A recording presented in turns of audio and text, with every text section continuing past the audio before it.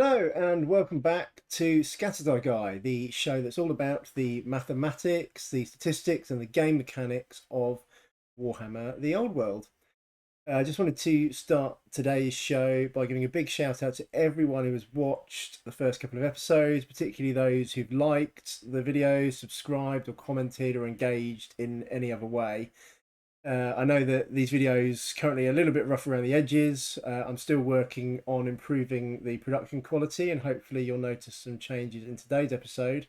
But nonetheless, it's great to see that there is a little bit of community starting to develop around this, and it really means a lot when people engage and feedback that these are helpful to them. So thank you very much. This week, we're looking at a topic that I am really excited by, which is magic and spellcasting in the old world. So the old world is scoured by the winds of magic, winds which the boldest and most highly skilled wizards, sorcerers, mages, shamans, and other spellcasters attempt to bend to their will. When such efforts succeed, these powerful magic wielders can leverage them to devastating effect on the battlefield, sometimes in the form of ethereal attacks directed at their enemies, other times as defensive enchantments which protect them and their allies or bolster their performance, and occasionally just as wild and uncontrollable magical maelstroms which wreak destruction upon all in their path, friend or foe alike. Rather like many other aspects of Warhammer, effective use of magic requires strategy and skill, but it's also subject to a degree of randomness and involves no small number of dice rolls. Understanding the mathematical relationships in play and the probabilities associated with different outcomes when spellcasting and dispelling can therefore only be of benefit to the aspiring general. Magic in the old world, both casting and dispelling, is based off the sum of 2d6, modified by your magical character's wizard level, which will be defined in your army list. Most armies have access to wizards of levels ranging from 1 to 4, though not all, particularly apologies to the dwarf players, although you do have a few alternatives that you can look at. Every spell has a minimum casting value. To cast the spell, you roll your 2d6, you sum the values, and then you add the casting character's wizard level to that total to get a casting result. If the casting result is equal to or higher than the casting value, then the spell has been cast, unless, of course, your opponent manages to dispel it. Dispels follow a similar mechanic, so if your opponent has an eligible character within range to attempt to dispel, they likewise roll 2d6 and add their wizard level. To successfully dispel a spell, your opponent's dispel result has to be higher than your casting result. If it's only equal to or less than your casting result, the dispel attempt has not been successful. That's the basics of it, so 2d6 plus the wizard's level. There are a few more nuances and special scenarios we're going to shortly, such as miscasts and perfect invocations, but fundamentally, magic all hinges around that 2d6 plus wizard level mechanic. I covered the 2d6 mechanic in detail in one of my previous videos, and I'll provide links to those videos in the notes below, but we'll also recap quickly here, so you don't have to jump back to those videos. So the sum of 2d6 can be anywhere in the range 2 to 12. 2 is given by rolling a double 1, which is the lowest possible value on both dice, and 12 is given by rolling a double 6, the highest possible value on both dice. Results in the middle of the range are more common than results near the extremities. This is because there are a greater variety of combinations of results on the two dice which can produce total values near the centre of the range. The most common result is 7, which can be achieved by 6 different possible combinations on the two dice, and therefore has a probability of 6 in 36, which simplifies to 1 in 6, there being a total of 36 different possible outcomes to a roll of 2d6. In contrast, results of 2 or 12 can each only be achieved by a single combination, a double 1 or a double 6 respectively, and therefore each only have a 1 in 36 probability of occurring. As is often the case in the old world, we're generally more interested in the probability of rolling at or above a target value than in achieving any single specific result. Here we can see the probabilities of achieving different minimum target values before any modifiers are applied. Modifiers such as when we add the wizard's level to the 2d6 to get a casting or dispel result will effectively offset this graph to the left or the right, but they won't change the overall shape of it. So for example, a level 2 wizard casting a spell with a 7+ casting value needs to roll a 5+ to successfully cast the spell. We can see from the graph that they can therefore expect to be successful just over 80% of the time. A level 3 wizard only needs to roll a 4+, so they will be successful just over 90%. Basic casting target values in the game range from a 6+ to an 11+. The two easiest spells to cast in the game are Acquiescence from the Law of Chaos, which cast on a 6+, and Khazar's Incantation of the Desert Wind from the Law of Nehekara, which also has a basic casting value of 6+, though can achieve more powerful effects if it's cast on a 10+. Conversely, the toughest spells to cast in the game are Miasmic Mirage from the Law of Illusion, Spiritual Vortex from the Law of Necromancy, and Vol's Unmaking from the Law of Sapphire, all of which cast on an 11+. Some spells are given multiple casting values, which enable them to unleash more powerful effects when the higher value is achieved.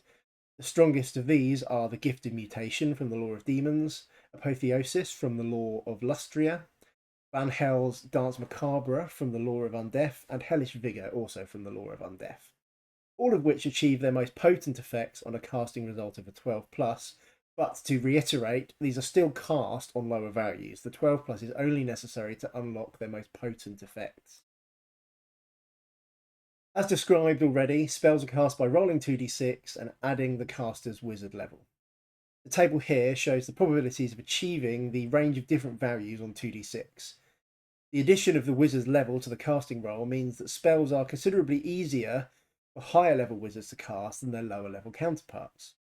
A level 4 wizard casting a spell with a casting value of 7+ only needs to roll a 3+. A roll of 3 in addition to their wizard level of 4 being sufficient to equal the spell's casting value of a 7+. On 2d6, the odds of rolling 3+ are pretty high. There is only one outcome which fails to produce that result, which is a roll of double ones.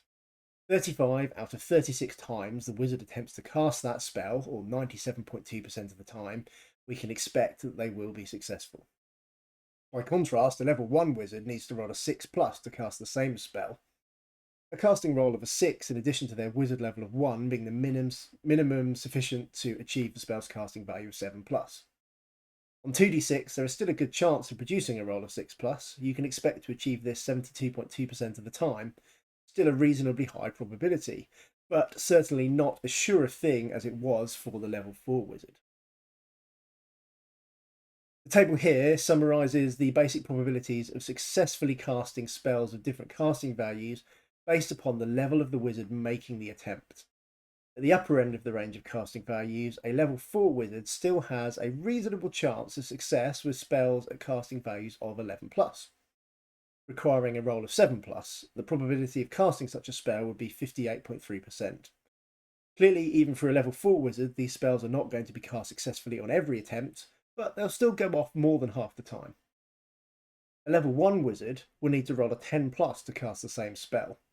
Not an impossible ask, but far less likely, with success on average occurring only 16.7% of the time, or 1 in 6 attempts.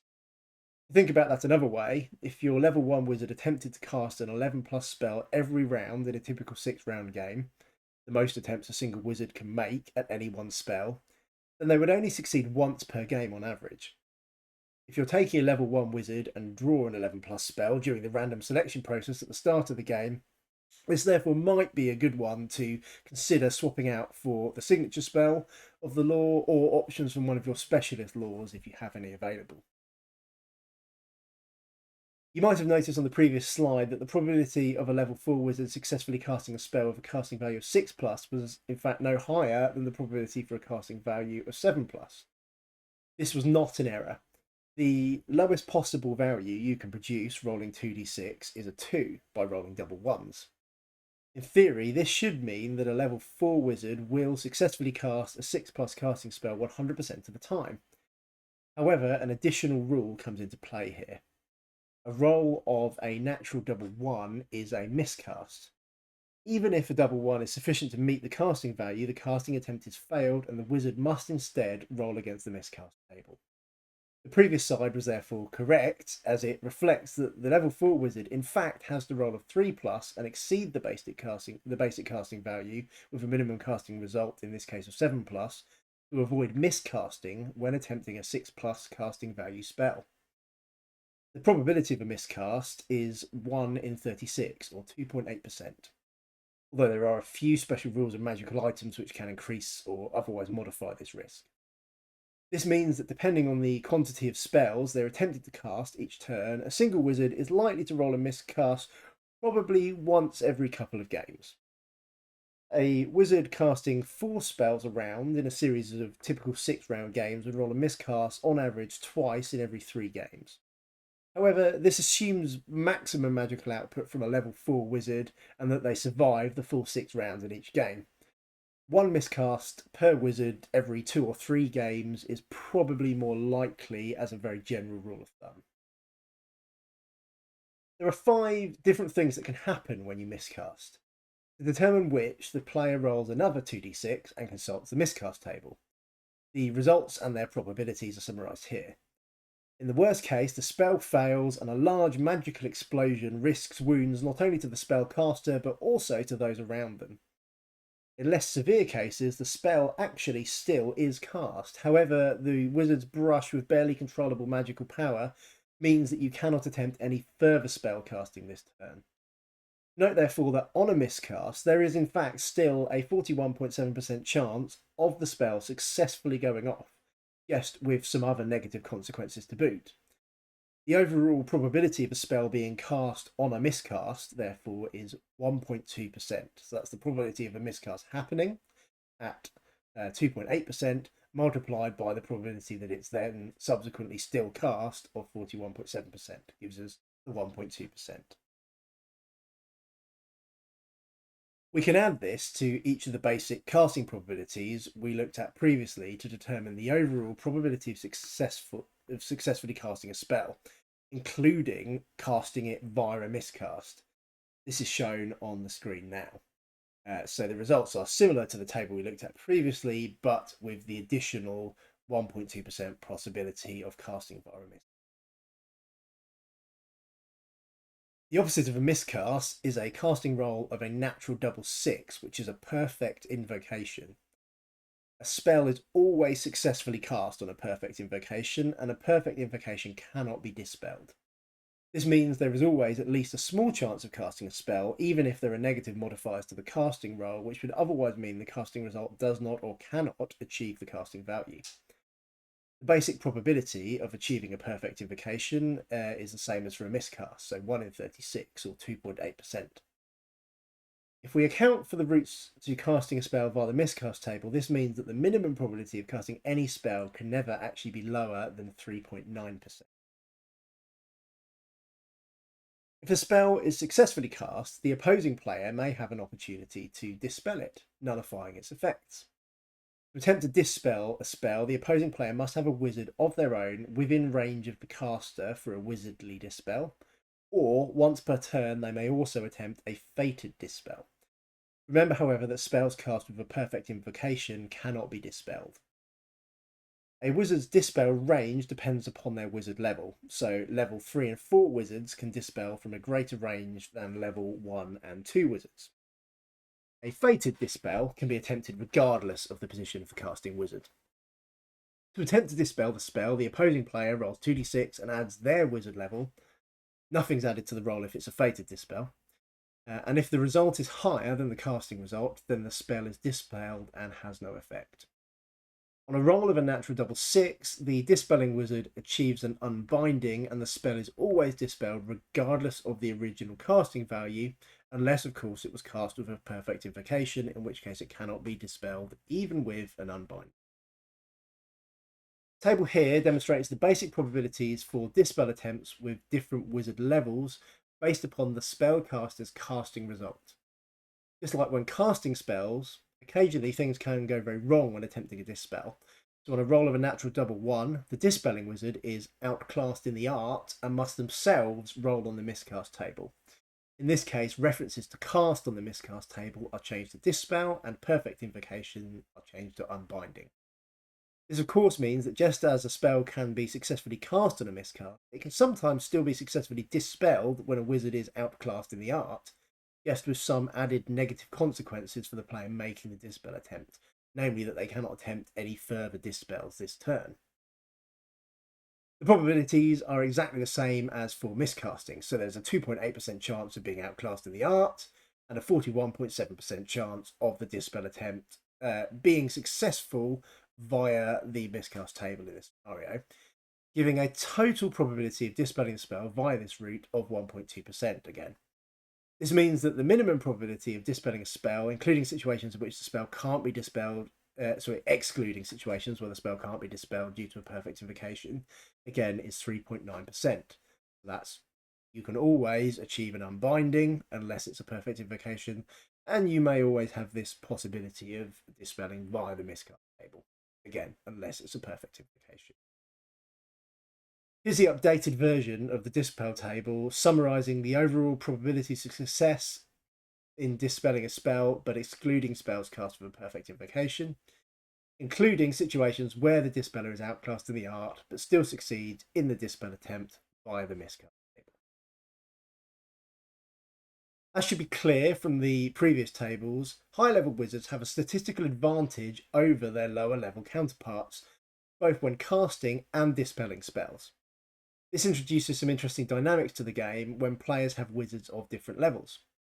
With two opposing wizards of the same level, the dispeller has to roll one higher than the caster to stop the spell. However, this difference changes depending on any offset in wizard levels.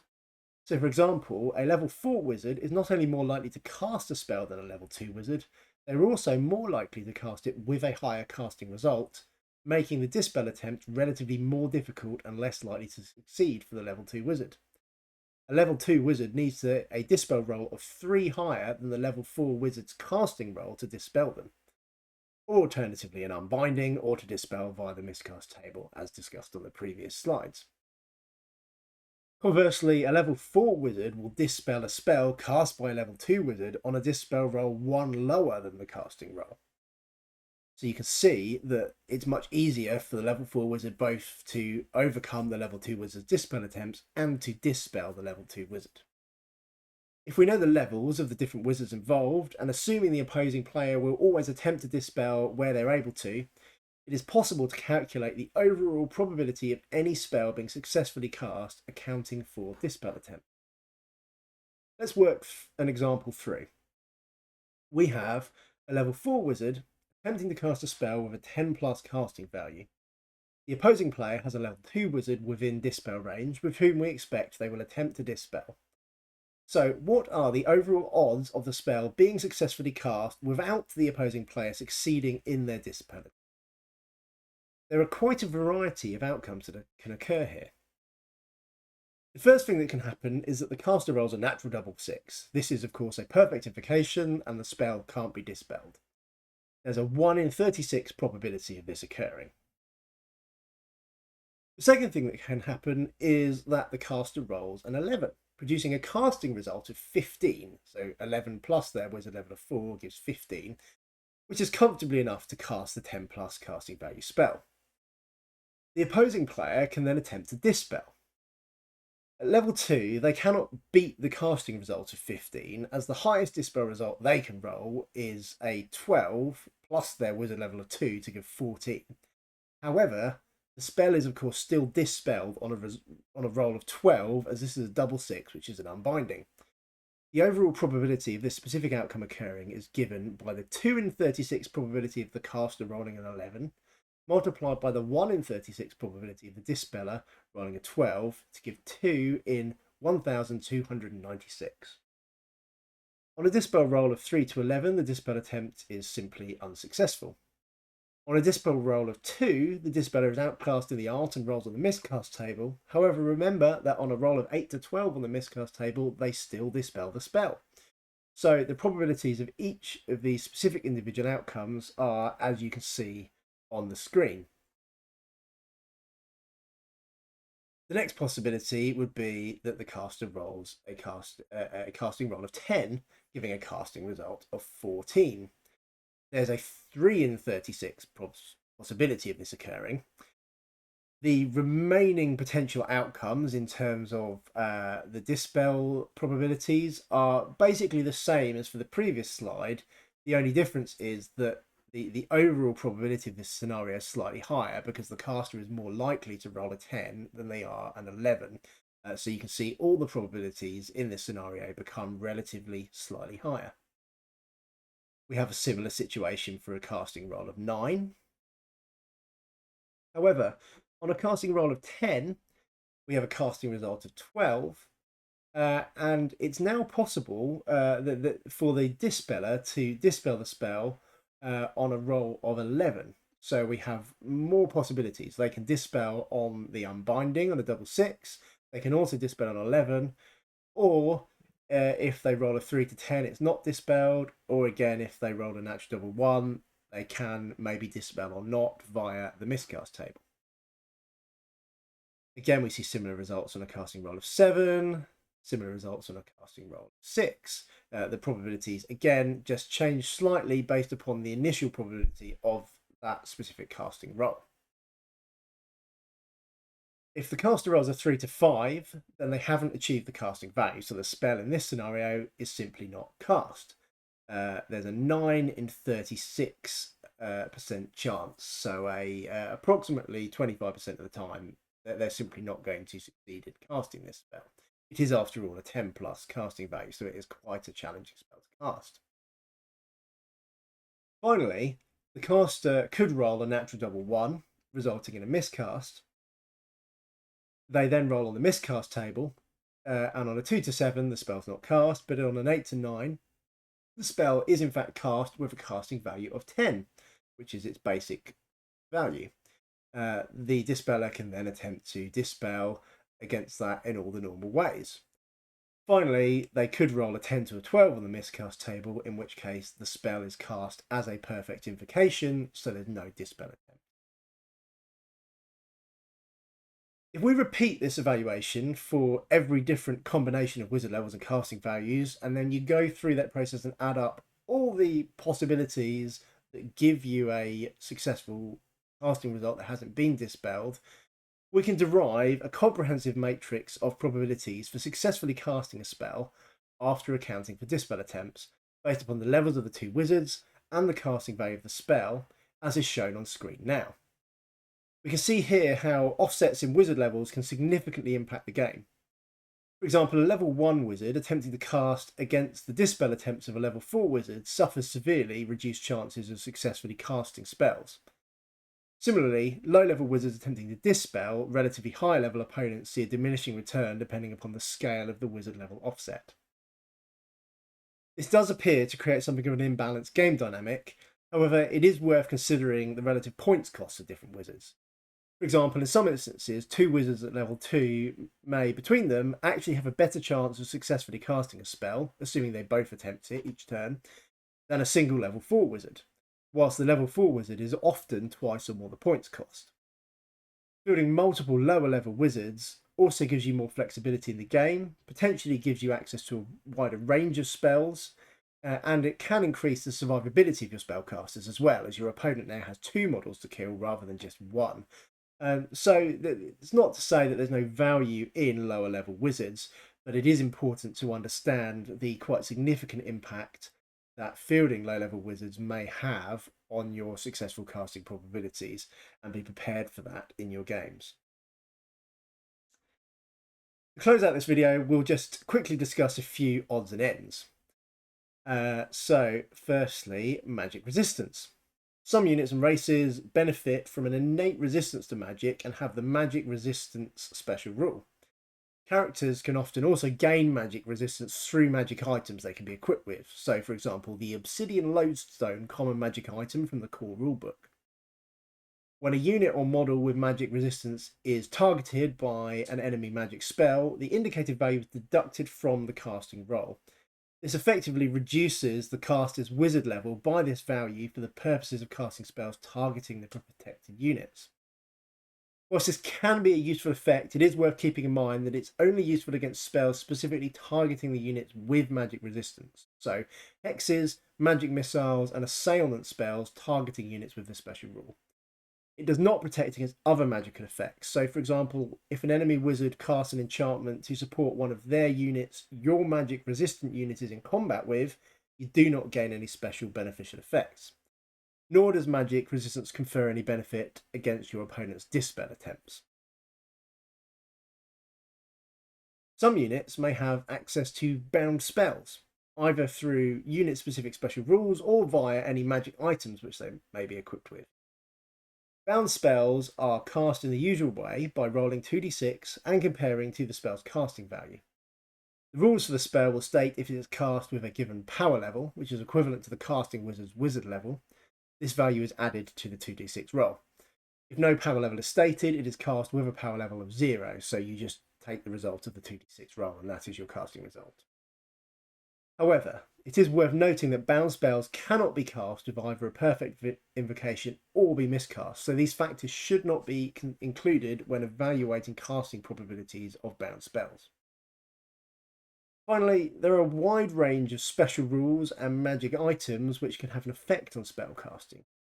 For example, you could have the Wizarding Hat, which is a magic item which makes any character a level 1 wizard. Whilst the Dispel Scroll is a single-use magic item which increases the chances of a successful dispel attempt. Many items add modifiers to casting and dispel rolls, effectively increasing or decreasing a wizard's level for the purpose of casting or dispel attempts. Through such effects, it is possible that a high-level wizard might in fact increase their effective casting or dispel level to higher than the basic limit of 4. Or similarly, that a lower-level wizard might find their effective level is reduced to below 1. This will obviously influence the probabilities outlined earlier accordingly. The possible permutations are too broad to provide an all-encompassing probability table that can cover every eventuality, but the principles previously explored on the previous slides can still be applied to calculate probabilities in any specific scenario should you desire. Hope you found that useful. As always, please do like, comment and subscribe. If you enjoyed the video or have any good questions, do put that in the comments. This video did include some quite detailed data tables, which are hopefully quite useful references for you in your games. As always, detailed show notes, including full tables as shown during the video, will be available on my Patreon. So any Patreon supporters, you can get full access to all of that information in a nice PDF form. Otherwise, thanks for watching. See you next time.